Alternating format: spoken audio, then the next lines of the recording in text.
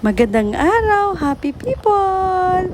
Nandito naman po tayo sa ating panibagong simbahan serye version 2. Char. Ayan guys, napadaan ako dito sa may Saint Clare Monastery sa Igig, Cagayan. Ayan po.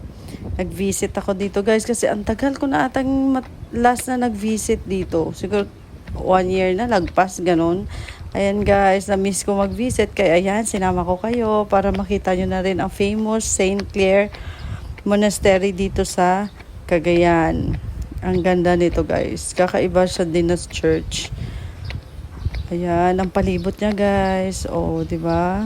Alam nyo bang first kung pumunta dito, hindi pa siya ganito kaganda po. As in, yung simbahan, yung loob niyan po, hindi pa. Siguro 15 years ago.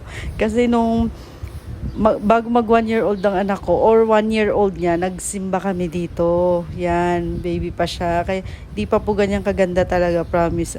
Ngayon, sobrang ganda. Tingnan nyo naman po, di ba kakaiba siya?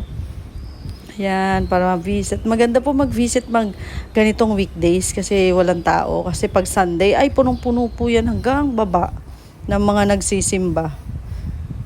Ayan, ganda niya po, 'di ba? Nasa tuktok siya ng bundok, ang tahimik, maaliwalas. Tsaka masarap po mahangin pati po diyan. Kasi kung summer pupunta nako po, mainit din siya. Ayan, pababa na tayo. Oh, 'di ba? Feel na feel ang ate mo, 'di ba? Pak. Ganyan na po. Wala, ini-enjoy ko lang mag-isa. Alam yung kahit ilang minuto, oras lang na mag-isa ka.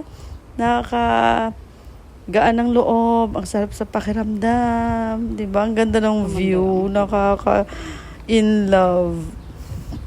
Ayan po, ang ating Saint Clare Church dito sa Cagayan. Ayan yung pinaka front niya. Ganda po, 'di ba? Enjoy watching po. Ayan, ang ate mo nag-post there. Syempre, yan na muna sa ngayon. Bye!